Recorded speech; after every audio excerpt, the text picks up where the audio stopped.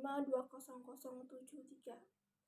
Sebelum saya masuk ke pembahasan di presentasi kali ini, saya ucapkan terima kasih kepada dosen pengampu mata kuliah metode penelitian kelas A, Bapak Mutamam, beserta orang tua saya, teman-teman saya yang selalu mensupport saya dalam keadaan dan dalam situasi kondisi apapun.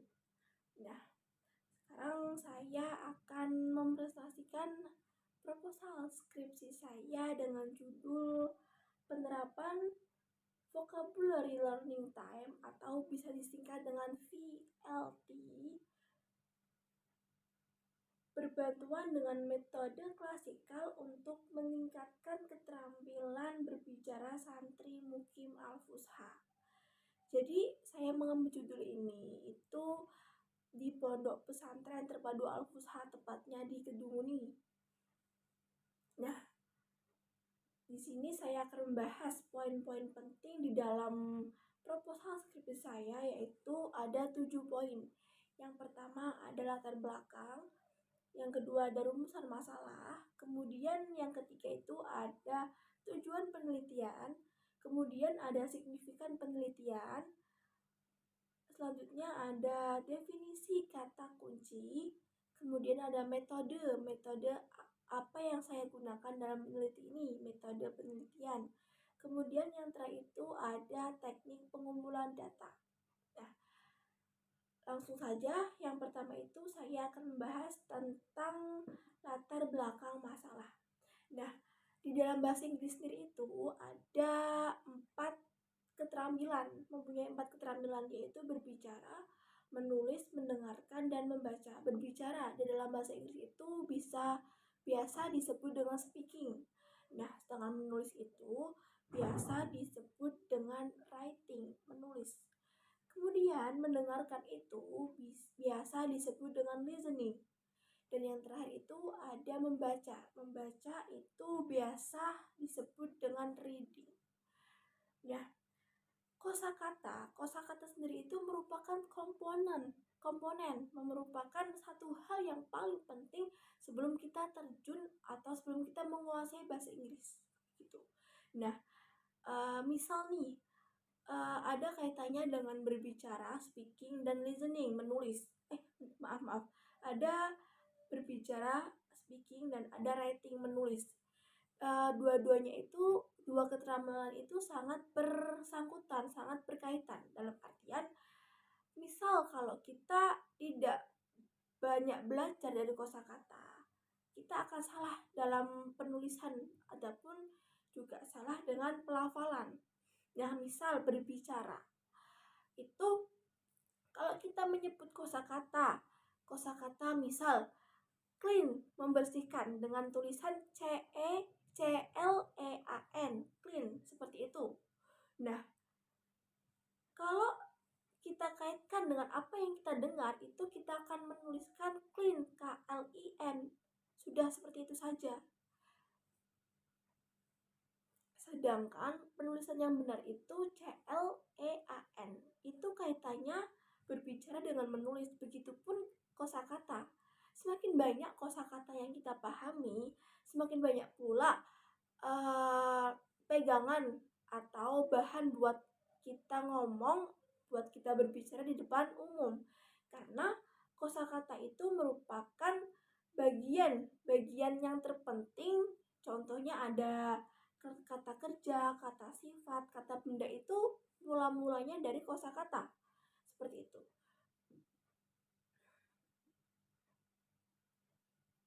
Nah, di sini kita akan mengenal dan menguasai sedikit kosakata untuk bantuan merampingkan percakapan kita. Dengan kosakata, kita itu akan mendapatkan banyak kata yang akan kita ucapkan. Kita nggak perlu ngomong seperti itu. Itu akan menjadikan lawan bicara kita itu sulit memahami bahasa kita, apa yang akan kita sampaikan, seperti itu. Banyak guru yang menggunakan atau menerapkan metode kosakata dengan penghafalan. Banyak sekali di luar sana di sekolah-sekolah, baik itu SMP, SMA maupun SMK. Itu guru-guru itu biasanya hanya menyuruh untuk menghafalkan saja, tapi tidak untuk menggunakan di setiap harinya. Sedangkan seorang siswa itu butuh aksi, butuh apa ya? Butuh kayak bagaimana sih kosakata ini diucapkan dengan pas kita dalam keadaan apa atau seperti apa, seperti itu. Oleh karena itu, jika guru menerapkan metode monoton pada siswa atau santri, itu akan eh, apa ya? Menjadi akan menjadi kebiasaan di generasi selanjutnya. Jadi guru-guru akan menerapkan metode seperti itu generasi ke generasi ke generasi selanjutnya. Kemudian keterampilan berbicara, pengajaran idealistis dalam kosakata akan lebih mudah dengan menggunakan aplikasi kosakata waktu belajar metode klasik untuk meningkatkan keterampilan membaca. Jadi di skripsi saya itu kita itu membutuhkan vocabulary learning time, waktu untuk belajar vocabulary dengan metode klasik, meningkatkan keterampilan berbicara untuk santri Al-Fusha. Jadi kita itu membutuhkan waktu sendiri untuk belajar kosakata, baik itu kita akan melafalkan atau kita akan menjelaskan secara rinci bagaimana cara mengucapkan dalam keadaan apa dan di mana, seperti itu. Dengan metode klasik yang digabungkan dengan metode sekarang. Metode klasik itu metode tradisional. Kemudian kelemahan siswa itu kebanyakan dalam belajar bahasa Inggris itu dalam pengucapan. Mereka tidak percaya diri, tidak be confident. Mereka masih insecure dengan lawan bicara mereka yang bisa menggunakan bahasa Inggris. Sementara santri mukim untuk di Al-Fusha sendiri itu kegiatannya itu nggak jauh beda sama siswa-siswa di luar sana.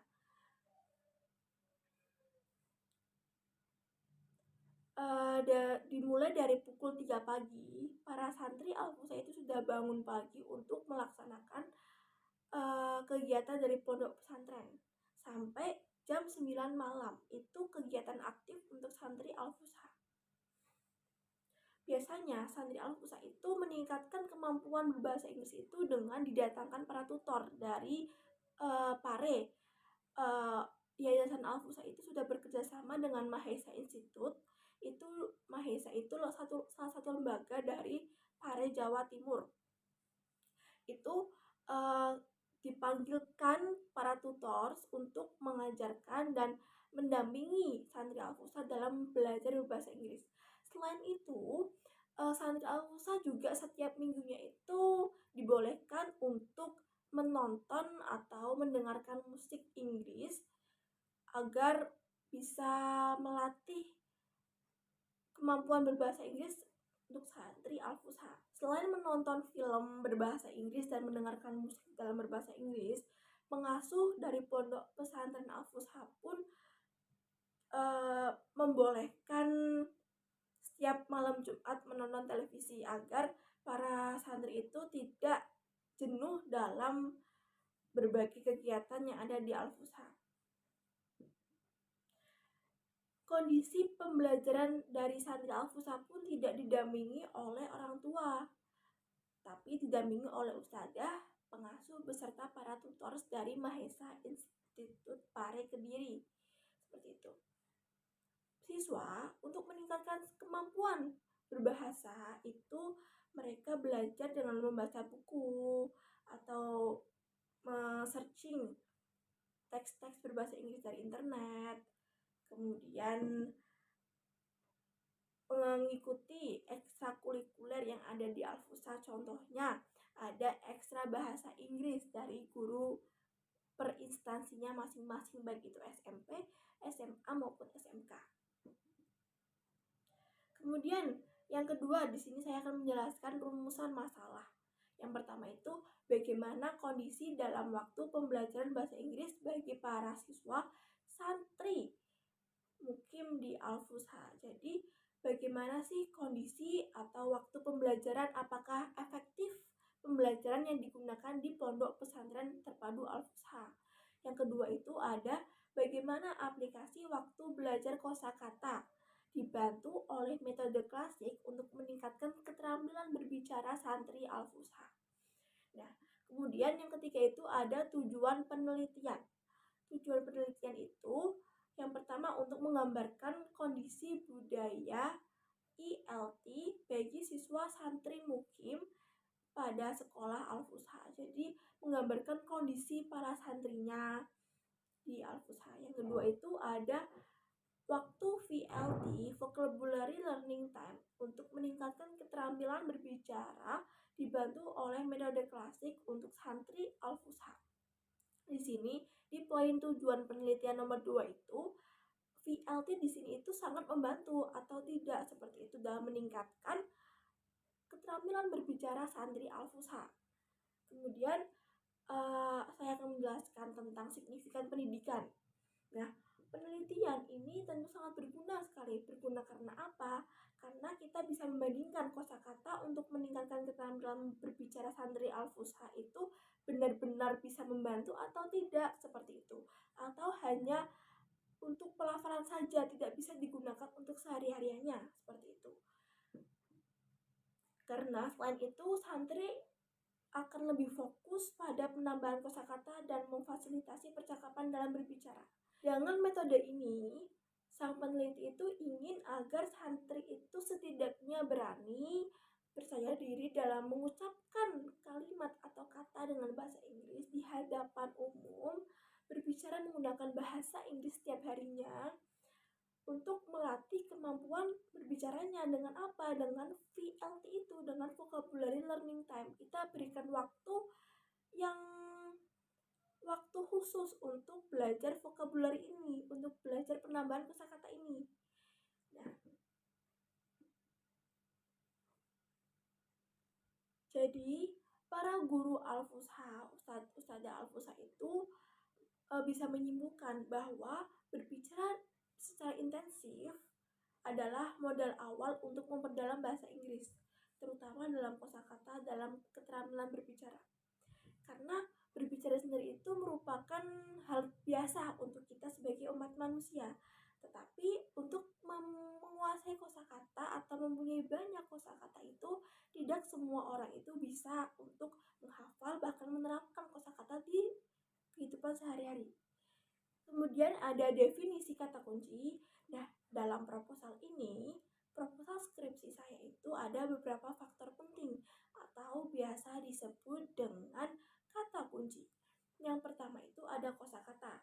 Sudah jelas bukan bahwa kosakata itu sangat penting untuk kita dalam mengembangkan kemampuan berbahasa kita. Jika kita banyak menguasai kosakata, maka akan dengan mudah kita melafalkan percakapan dengan bahasa Inggris. Kemudian ada metode klasik. Nah, dalam yang saya tahu, yang saya searching itu, metode klasik itu adalah metode analitik klasik mengandalkan reaksi kimia untuk melakukan analisis. Sebaliknya, metode instrumental biasanya bergantung pada pengukuran properti fisik analisisnya. Tapi yang saya paham klasik itu adalah metode tradisional yang sudah sangat lama para leluhur kita gunakan, seperti itu. Misal seperti metode membaca, metode menghafal, seperti itu. Kemudian ada kata kunci berbicara. Nah, berbicara sendiri itu adalah salah satu kata kunci yang bisa mensukseskan VLT di Al-Fusha ini. Karena kalau kita sebagai santri Al-Fusha misal nggak mau berbicara, nggak mau speak up di depan umum, itu sama aja nggak bermanfaat kosakata yang kita miliki. Karena kita tidak mau melatih atau membiasakan diri kita untuk berbahasa Inggris, untuk berbicara bahasa Inggris. Jadi percuma saja kita menghafal banyak kosakata kalau kita nggak mau berbicara, itu sama saja sama kita nggak punya kosakata, seperti itu. Nah, kemudian itu ada santri mukim.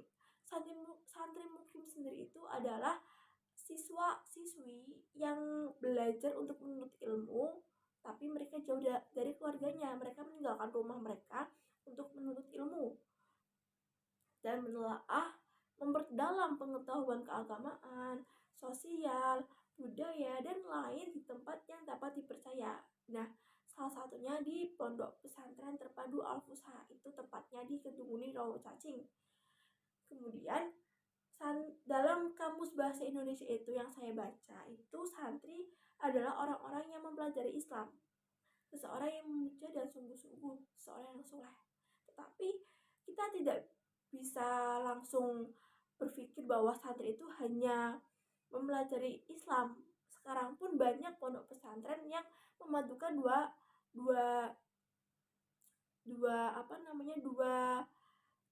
ilmu agama dan ilmu umum. Begitupun dengan Al-Fusha. Al-Fusha adalah salah satu pondok pesantren yang memadukan keduanya, antara ilmu agama dan ilmu umum. Jadi kita dapat ilmu di dunia dan kita dapat ilmu di akhirat, seperti itu. Nah, kemudian setelah kita mengetahui kata kunci dari VLT ini, dari kosakata, dari berbicara, dari metode klasik, dan dari santri mukim, selanjutnya itu ada metode penelitian. Dengan apa sih saya meneliti VLT di Al-Fusha ini? Ya, peneliti ini menggunakan metode kualitatif karena bisa dilihat kan, metode kualitatif itu lebih ke metode yang membutuhkan data, membutuhkan waktu yang cukup lama karena kita menunggu apakah VLT itu sangat berpengaruh di pondok pesantren Al-Fusha dalam meningkatkan kemampuan berbicara santrinya, seperti itu. Nah, kemudian di teknik pengumpulan data. Teknik pengumpulan data itu mencakup wawancara, pengamatan. Pengamatan di sini itu ada pengamatan langsung dan pengamatan dari partisipan, dari sasaran kita, dari santri Al-Fushanya. Terus di sini saya juga mengisi kuesioner pakai kertas seperti itu karena minimnya gadget di pondok pesantren Al-Fusha, terbatasnya koneksi internet, jadi kita peneliti harus turun tangan untuk menyertakan lembaran kuesioner kepada santri Al-Fusha dan dokumen yang relevan. Kemudian kami akan melihat 4 teknik pengumpulan data yang berbeda-beda. Observasi ada, penelitian, kuesioner ada, wawancara juga ada, dan diskusi kelompok. Diskusi kelompok itu untuk mendiskusikan kepada santri Al-Fusha bahwa VLT itu sangat penting bagi santri Al-Fusha itu untuk menambah kosakata, meningkatkan kemampuan berbicara santri Al-Fusha, dan mengevaluasi kesesuaian mereka di bawah keadaan yang berbeda. Kemudian metode penelitian di bawah keadaan. Kemudian metode penelitian adalah strategi, proses atau teknik yang digunakan dalam pengumpulan data atau bukti untuk analisis, untuk mengungkap informasi baru atau menciptakan pemahaman yang lebih baik tentang topik. Ada berbagai jenis metode penelitian yang menggunakan alat yang berbeda untuk pengumpulan data. Nah, di sini itu yang pertama ada data primer. Data primer itu adalah data yang saya paham dari primer itu kayak yang pokok gitu ya, kayak kebutuhan primer, kebutuhan pokok. Itu mengacu pada data tangan pertama yang dikumpulkan oleh sang peneliti sendiri. Jadi peneliti itu yang terjun dan langsung mendapatkan data itu. Data ini menggunakan waktu nyata. Proses ini sangat terlibat. Sumber ini adalah tes, survei, pengamatan, percobaan kuesioner, wawancara pribadi, dan lain-lain. Itu data yang berhubungan langsung dengan peneliti. Nah, kemudian itu yang kedua ada data sekunder. Data sekunder sendiri itu data yang umum lah, belum begitu pokok, belum begitu penting. Nah, data sekunder ini adalah data yang dikumpulkan oleh orang lain sebelumnya. Jadi, data ini menggunakan data masa lalu. Jadi, kita melihat arsip pengarsipan dari Pondok Pesantren Terpadu Al-Fusha sendiri. Kemudian dari situs-situs seperti situs web, jurnal, artikel, buku, catatan internal itu adalah salah satu kita memanfaatkan teknologi pendidikan juga untuk mempercepat proses mengetahui pengarsipan dengan cepat dan mudah. Kemudian kita bisa meneliti akan menggunakan silabus juga bisa, menggunakan RPP, rencana pembelajaran. Kemudian kita bisa menggunakan buku teks bahasa Inggris, lembar kerja siswa sebagai data sekunder untuk mengetahui kemampuan santri Al-Fusha dengan mengenai waktu pembelajaran kosakata. Nah, untuk kosakata sendiri itu sangat penting dan waktu untuk menjelaskan dan memberikan kosakata sendiri itu juga sangat penting, karena kalau kita dicampur dengan dengan mata kuliah dengan mata pelajaran atau dengan ngaji itu kita akan ingat cuma sekedar ingat doang, kita nggak bisa menghafal dan tidak bisa mencontohkan dan melakukan di setiap harinya. Bagaimana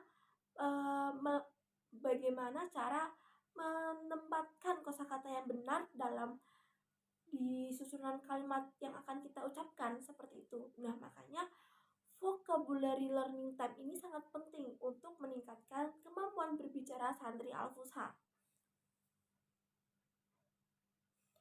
Dengan metode penelitian yang kualitatif itu juga membunuh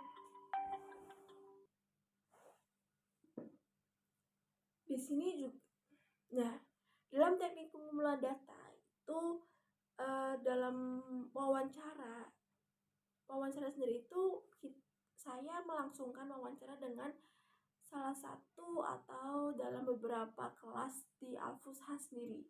Saya menanyakan, menurut kalian itu kosakata penting gak sih untuk modal pembelajaran bahasa Inggris di Al-Fusha sendiri? Mereka menjawab serentak, sangat-sangat penting, karena itu sebagai modal pertama kita untuk percaya diri berbicara dengan bahasa Inggris. Nah, coba bayangkan kalau kita tidak mempunyai basic atau kita nggak mempunyai modal utama dalam bahasa Inggris, yaitu kosakata, kita tidak akan dengan mudah berbicara dengan bahasa Inggris. Kita harus searching terlebih dahulu. Ini apa ya kosakatanya ya? Ini apa ya vocabnya ya? Ini apa ya? Ini apa ya? Seperti itu. Grammar sangat penting. Tapi lebih penting lagi kalau kita bisa berbicara terlebih dahulu. Kita mempunyai kemampuan untuk berbicara di depan umum terlebih dahulu. Nggak usah di depan umum, sesama teman kita saja sudah sangat bagus itu menurut saya. Karena grammar, kalau kita belajar grammar terlebih dahulu, kita nggak punya basic vocab, kita nggak punya kosakata, kita nggak punya modal untuk berbicara bahasa Inggris, itu kita akan kebingungan dalam artian kita paham susunan grammar seperti apa. Nah, misal itu dalam grammar tenses past tense itu kita menggunakan verb to sebagai modal lampau, kita menggunakan apa, di situ kita akan berpikir, ini kalau aku mau berbicara aku sudah makan, apakah aku menggunakan verb 2 sebagai model lampau ataukah apa ya? Dan itu biasanya akan menjadikan kita nggak jadi untuk berbicara. Nggak mau ngomong seperti itu. Itu banyak sekali santri-santri atau siswa-siswa yang seperti itu. Nah, jadi utamakan, siapkan modal untuk kita berbicara bahasa Inggris, karena bahasa Inggris sendiri itu sudah bahasa internasional, bahasa yang benar-benar sekarang itu sudah banyak yang menggunakan bahasa Inggris. Karena kita di dalam negeri maupun di luar negeri pun kita akan menggunakan bahasa Inggris, tidak mungkin menggunakan bahasa Indonesia, karena bahasa Inggris itu yang bahasa internasional seperti itu. Banyak juga produk-produk dalam negeri atau produk-produk luar negeri pun menggunakan bahasa Inggris, karena emang benar-benar bahasa Inggris itu bahasa yang sudah menyebar luas internasional ke seluruh dunia. Seperti itu. Mungkin sekian presentasi dari proposal skripsi saya tentang pentingnya waktu untuk belajar bahasa Inggris untuk meningkatkan kemampuan berbicara di Pondok Pesantren Terpadu Al-Fusa Vocabulary Learning Time VLT dalam meningkatkan kemampuan berbicara bahasa Inggris di Al-Fusa. Ini cukup sekian dari saya. Wallahu muwaffiq ila aqwamit thoriq. Wassalamualaikum warahmatullahi wabarakatuh.